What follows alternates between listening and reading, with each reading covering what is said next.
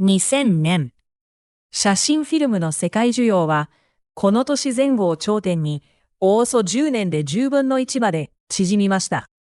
同じ段階を2つの会社が落ちていきます。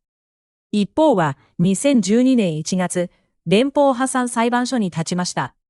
もう一方は今、連結売上高3兆1958億円の企業として立っています。市場は死にました。それでも技術は死ななかった。第14系、杓子冠婚。屍から魂を移した会社の話です。はじめに3つの色を決めておきます。灰色は屍、役目を終えた体、消えた写真フィルム市場です。屍とは会社のことではありません。市場のことです。黄色は魂、体が滅んでも生き続ける技術の資産です。そして赤は替え捨て、魂を新しい体へ移し替える決断の色です。この3色だけで20年の物語を読み解いていきます。断崖の速度を確かめます。写真フィルムの世界需要は2000年前後を頂点に、2000年代半ばには半分へ、2010年頃には頂点の10分の1を割り込みます。外野の推計ではありません。富士フィルム自身が後に自社の歴史として書き残した数字です。デジタルカメラ、そしてスマートフォン、本業という体はわずか10年で消え切りました。2004年、富士フィルムは中期経営計画、ビジョン75を発表します。柱は3つ。徹底的な構造改革、新たな成長戦略の構築、そして連結経営の強化。掲げられた言葉は第2の創業でした。冷えていく体を抱いたまま沈むのではなく、体そのものを変える。そう読める宣言が断崖の途中で置かれたのです。代償の数字を静かに置きます。2006年1月31日、写真事業の追加構造改革が発表されました。当時の報道が伝えた規模は約5000人の人員削減。構造改革費用は2期合わせて総額1650億円。この期の純利益予想は850億円から200億円へと下方修正されます。一つ一つの数字の向こうにフィルムと共に働いてきた人たちの歳月があります。ここは足早に通り過ぎない場所です。屍の中を覗いてみます。フィルム開発70年が残した技術は死んでいませんでした。第一にコラーゲンの化学。写真フィルムの主原料は実はコラーゲンです。第二にナノ分散。乳剤の微粒子を均一に分散させる技術。第三に抗酸化の制御。写真の色あせを防いできた技術です。体は冷えても魂はまだ温かい。魂の移し先は意外な場所にありました。人の肌です。肌の主成分もまたコラーゲン。無水素に成分を均一に届け、酸化から守る。フィルムに塗る技術はそのまま肌に塗るものの技術でした。2006年、富士フィルムは化粧品事業に参入します。翌2007年9月、スキンケアブランドアスタリフトの発売。魂が新しい体に触れた瞬間です。転生の川を通してみます。2004年、ビジョン75の宣言。2006年、化粧品への参入。2007年、アスタリフト。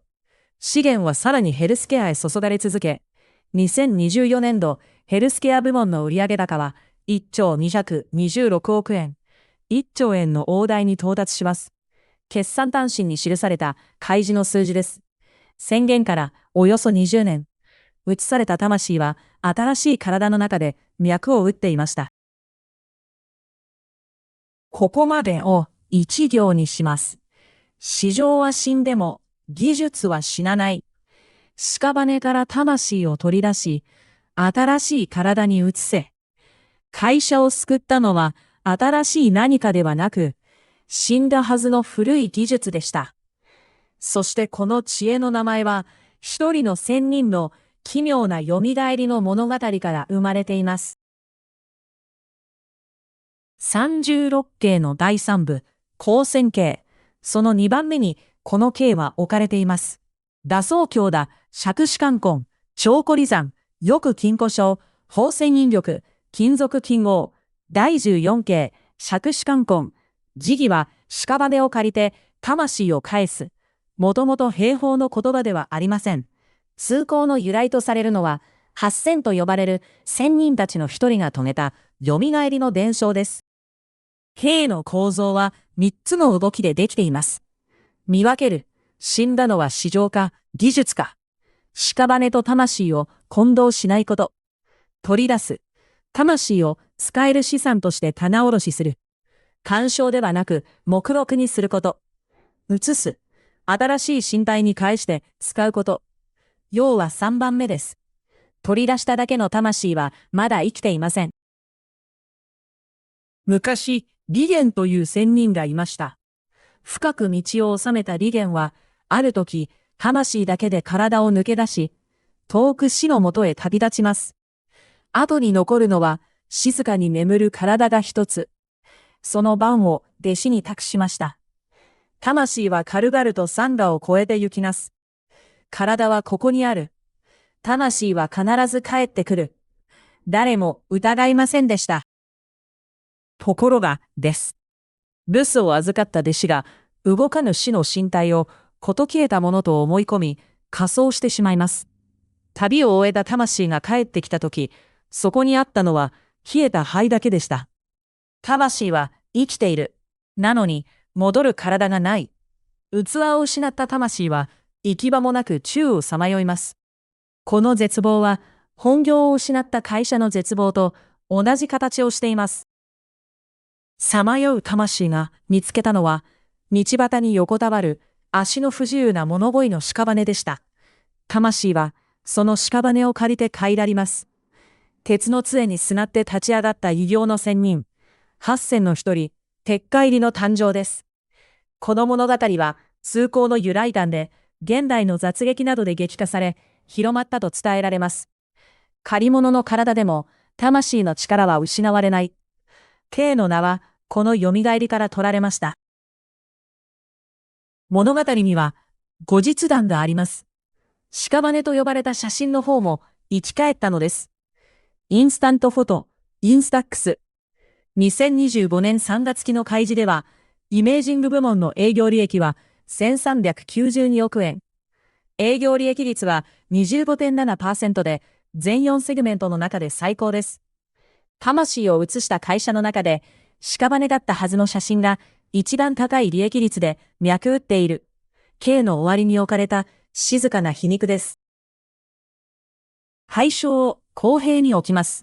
イーストマンコダックは2012年1月19日、チャプター11を申請します。負債はおよそ 67.5 億ドル、9.5 億ドルのディップファイナンスを確保し、2013年9月3日に債権手続きを終えました。怠慢の物語ではありません。コダックもデジタルへの転換を試みていました。2社を分けたのは、魂の移し先、多角化という受け皿の有無です。最後に、留保一つ。富士フイルムがこのKを意図したと示す記録はなく、あるのは結果として K の形をした構造だけです。第14形、尺子冠根。屍と魂は分けてみる。魂は目録にして取り出す。そして新しい体へ移して使う。市場の死を技術の死と取り違えないこと。それがこのKの真でした。次回、第15形、長孤離山。山にこもる虎を動かし、山という要塞そのものを無意味にする。TikTok 対メダの話です。次に、あなたの市場が冷え始めたら、問うてみてください。死んだのは体か、それとも魂か。魂がまだ温かいなら、移す先はきっと見つかります。それが20年かけて証明された作法です。第14形、尺子冠根でした。また次の形で。